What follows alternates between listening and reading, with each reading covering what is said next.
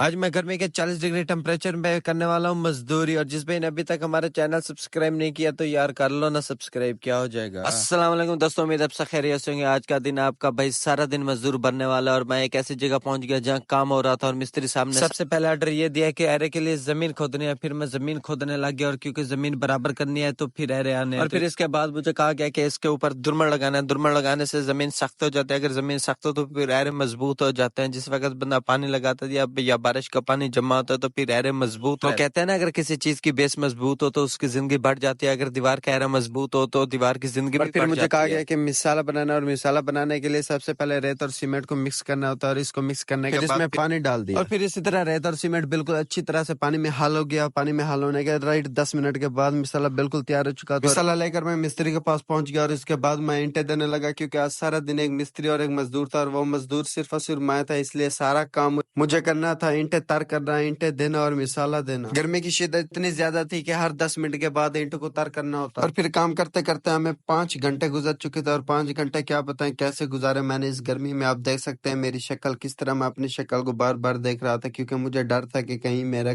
Colour black ना हो जाए।